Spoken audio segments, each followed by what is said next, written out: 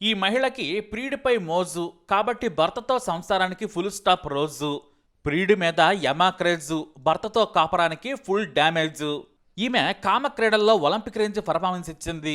చివరకు భర్తను జాగ్రత్తగా చంపి స్వర్గానికి పంపింది పతివ్రత. ఈమె పేరు ఉమాదేవి. హాయిగా సాగిపోయే సంసారంలో తనకు తానే నిప్పులు పోసుకొని చివరకు జైల్లో చెప్పకూడు తింటోంది. హత్య రొటీనే కానీ భిన్నమైన స్కెచ్ చేసింది ఉమాదేవి. భర్తను ఎంత సింపుల్ గా పైకి పంపొచ్చని ఆహ్లాదంగా గడిపే లేడీస్ కి బ్రాండ్ అంబాసిడర్ గా నిలిచింది. తిరుపతి జిల్లా చంద్రగిరి మండలానికి చెందిన మంగినేని వెంకట సుబ్రహ్మ హత్య మిస్టరీని చిత్తూరు జిల్లా పులిచెర్ల మండలం ఈ రామిరెడ్డి గారి పల్లె పంచాయతీ చింతలవారిపల్లెకు చెందిన మంగినేని వెంకట సుబ్రహ్మణ్యం డీలర్గా పనిచేస్తూ ఉన్నాడు. ఆయన వయసు 45 ఏళ్లు. భార్య ఉమాదేవి, కొడుకు ఉన్నారు. ఒకగానొక కొడుకుకు మంచి చదువు చెప్పించాలనుకున్నాడు వెంకట సుబ్రహ్మణ్యం. అందరి తండ్రుల్లాగానే కొడుక్కి మంచి భవిష్యత్తు ఇవ్వాలనుకున్నాడు. ఇతను పీలేరు పట్టణంలోని డిష్ కాలనీలో ఉంటున్నాడు. అయితే రేషన్ డీలర్గా పని ముగిసిన తర్వాత ఖాళీ సమయాల్లో ఎల్ఈడి లైట్లను అద్దెకిస్తూ ఉండేవాడు. వీరిది ఎలాంటి సమస్యలు లేని కుటుంబం. జీవితం చాలా సాఫీగా సాగిపోతుంది. కొడుకు లోహిత్ చదువుకుంటూ ఉన్నాడు. అయితే ఈ ఉమాదేవికి ఫోన్ పిచ్చి. ఈమె సోషల్ మీడియాలో ఎప్పుడూ బిజీగా ఉండేది. ఈ క్రమంలోనే ఫేస్బుక్ ద్వారానో ఇన్స్టా ద్వారానో ఆమె ఫోటో చూసి లైక్ కొట్టాడు ఓ యువకుడు. ఆ తర్వాత ఫ్రెండ్ రిక్వెస్ట్ పంపించాడు. ఆమె కూడా అతని ఫోటో చూసి నాకు సరైనోడే అనుకుంది. అలా చాటింగ్ మొదలైంది. ఆ యువకుడి పేరు కూడా సుబ్రహ్మణ్యమే. అయితే ఈ యంగ్ సుబ్రహ్మణ్యం వయసు 32 ఏళ్లు. అంటే ఉమాదేవి కంటే 10 ఏళ్లు చిన్నవాడు. ఇలాంటి వాడే కావాలనుకుందేమో. ఇతనిది తిరుపతి జిల్లా చంద్రగిరి మండలం పనబాకం గ్రామం. చంద్రగిరి దగ్గరలోని గాదంకి టోల్గేట్లో వాహనాలకు స్టిక్కర్లు అంటించే పని చేసుకుంటూ జీవనం సాగిస్తున్నాడు. అయితే ఈ యంగ్ సుబ్రహ్మణ్యం తన ప్రియురాలు ఉమాదేవికి కూడా లవ్ స్టిక్కర్ అంటించాడు. భర్త రేషన్ ఇచ్చేందుకు గ్రామానికి వెళ్లేవాడు. కొడుకేమో స్కూల్కి వెళ్తాడు. ఈమెమో స్టిక్కర్ కోసం ప్రియుడి దగ్గరికి వెళ్ళిపోయేది. ఇంకేముంది, విచ్చలవిడిగా ఎంజాయ్ చేయటం మొదలు పెట్టారు. ఎంతలా అంటే ఈ ఉమాదేవి బానిస అయిపోయింది. ఈమె తన దాహాన్ని తీర్చుకునేందుకు నిత్యం ప్రియుడి ఒడిలోనే ఉండాలనుకుంది. అయితే ఓ రోజున నా భర్త రాడు చూడడలే అనుకున్న సమయంలోనే భర్త సుబ్రహ్మణ్యం ఎంట్రీ ఇచ్చాడు. ఇంకేముంది, ప్రియుడితో సెగల కక్కుతూ తన కామాగ్ని పర్వతాన్ని చల్లార్చుకుంటున్న ఉమాదేవిని చూశాడు. అది కూడా చండాలమైన స్థితిలో. అక్కడి నుంచి భార్యకు తన్నులు మొదలయ్యాయి. ప్రియుడితో కలిస్తే తొక్క తీస్తానని భర్త సుబ్రహ్మణ్యం హెచ్చరించాడు. అయితే ఉమాదేవికి ఉన్నది ఒకటే కొడుకు. బంగారం లాంటి బిడ్డకు గొప్ప భవిష్యత్తు ఇవ్వాలనే ఆరాటం ఉండాలి. కానీ ఈమెకు మాత్రం శృంగార పోరాటం కావాల్సి వచ్చింది. భర్త మీద ప్రేమ అసలే లేదు, కానీ ప్రియుడి మీద మోజు పెరిగిపోయింది. భర్త ఏమో ఉమాదేవి మొహం చూస్తేనే చీకొట్టేస్తున్నాడు. గొడవలు జరుగుతూనే ఉన్నాయి. ఆమె మీద గౌరవం కూడా పోయింది. పైగా ఆమె మీద నిఘా ఉండడంతో ఉమాదేవికి నచ్చలేదు. ఎప్పుడంటే అప్పుడు సులభ్ కాంప్లెక్స్కి వెళ్ళొచ్చినట్లు ప్రియుడి దగ్గరకు గడిపే ఈ శృంగారదేవికి భర్త ఆంక్షలు అస్సలు నచ్చలేదు.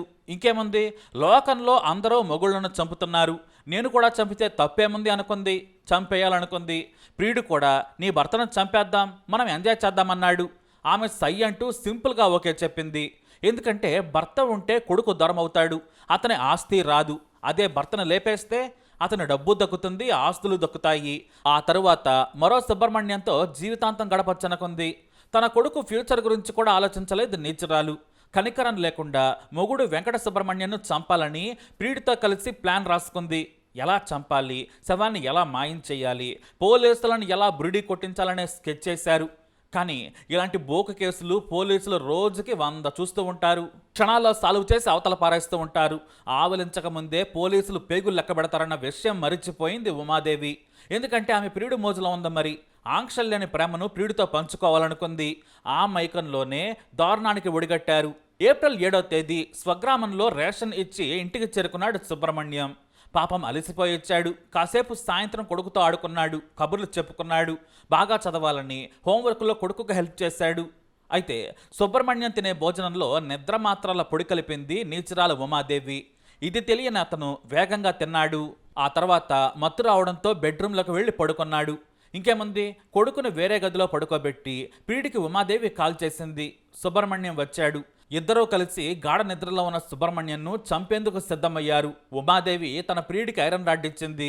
తాను గుండ్రాయి తీసుకుంది. ఇద్దరూ కలిసి తల బద్దల కొట్టారు.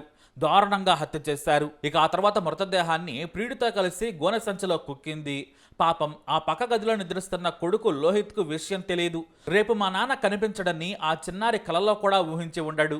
వాస్తవానికి పక్కనే ఉన్నా కూడా తండ్రి హత్యకు గురవుతున్నా అర్థం చేసుకోలేని చిన్న వయసు అతనిది. మృతదేహాన్ని ద్విచక్ర వాహనంపై పెట్టుకున్నారు. మదనపల్లె తిరుపతి మార్గంలోని గూడరేవులపల్లె దగ్గర నేషనల్ హైవేపై పడేశారు. రోడ్డు ప్రమాదంగా చిత్రీకరించాలనేది వీరి వెధవ ఐడియా. అయితే రోడ్డు ప్రమాదంపై పోలీసులకు సమాచారం అందడంతో మృతుడిని గుర్తించారు పోలీసులు. విచారణ చేశారు. వాస్తవానికి ఇక్కడ ప్రమాద తీవ్రత లేదు. అలాగే మృతదేహంపై తీవ్రమైన గాయాలుండడంతో పోలీసులకు అనుమానం కలిగింది. వెంటనే విచారణ మొదలుపెట్టారు. మరోవైపు మృతుడి తండ్రి కృష్ణయ్య ఫిర్యాదుతో అన్ని వైపులా విచారించారు. ఆ రోజు రాత్రి తండ్రి ఇంటికి వచ్చాడని కొడుకు లోహిత్ కూడా పోలీసులకు చెప్పాడు. మరి ఇంటికి వచ్చిన వెంకట సుబ్రహ్మణ్యం రోడ్డు మీద ఎలా హత్యకు గురయ్యాడని అనుమానం కలిగింది. వెంటనే ఉమాదేవి మీద డౌట్ వచ్చేసింది. ఆమె ఫోన్ను స్వాధీనం చేసుకుని దర్యాప్తు ముమ్మరం చేశారు. అంతా బాగానే చేశారు కానీ రాత్రికి రాత్రి ప్రియుడికి కాల్ చేస్తే ఎవరికైనా అనుమానం వస్తుంది, రాక మానదు.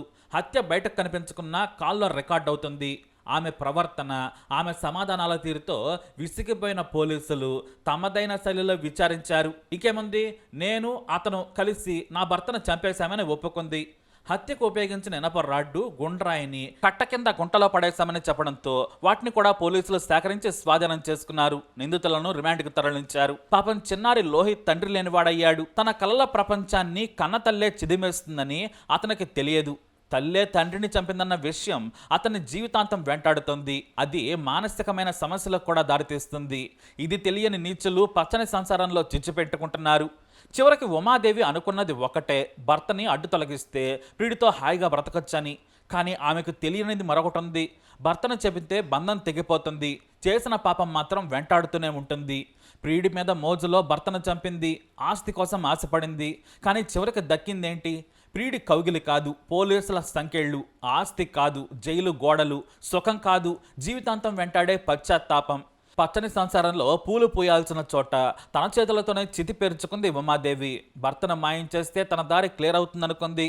కానీ పోలీసులు ఆమె వేసిన స్కెచ్ను క్షణాల్లో క్లియర్ చేశారు. ప్రియుడి మీద మోజు కొన్ని రోజులు మాత్రమే, కానీ కొడుకు కళ్ళల్లో తల్లి మీద పోయిన గౌరవం జీవితంలో తిరిగి రాదు. కామం క్షణికం, కక్ష క్షణికం, మోజు క్షణికం, కానీ ఒక హత్య తెచ్చే శిక్ష మాత్రం జీవితాంతం.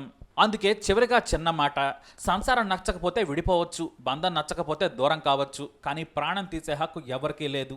ఉమాదేవి కూడా ప్రియుడి గదిలోకి వెళ్ళడానికి భర్తను పైకి పంపింది. కానీ ఇక తాత్కాలికమైన సుఖం కోసం గొప్ప జీవితాన్ని మట్టుపాలు చేసుకుంటున్నారని పోలీసులు కూడా ఆవేదన వ్యక్తం చేస్తున్నారు. ఈ కేసును వేగంగా పరిష్కరించిన పోలీస్ సిబ్బందిని జిల్లా ఎస్పీ అభినందించారు. ఇక ఈ కథలో మిగిలింది ఒక చిన్నారి లోహిత్ మాత్రమే. నాన్నను రోడ్డు ప్రమాదం తీసుకెళ్ళిందనుకున్న ఆ బిడ్డకు తన కన్న తల్లే నాన్న నరకాన్ని పంపిందన్న నిజం తెలిసిన రోజు ఎంత పెద్ద శిక్ష ఊహించుకోండి. మరి మేడం ఉమాదేవికి ఎలాంటి శిక్ష పడాలి? మీ అభిప్రాయాన్ని కమెంట్ ద్వారా తెలియజేయండి. ఈ వీడియో అప్డేట్స్ కోసం మా ఛానల్ ఫాలో అవ్వండి, తప్పకుండా సబ్స్క్రైబ్ చేసుకోండి.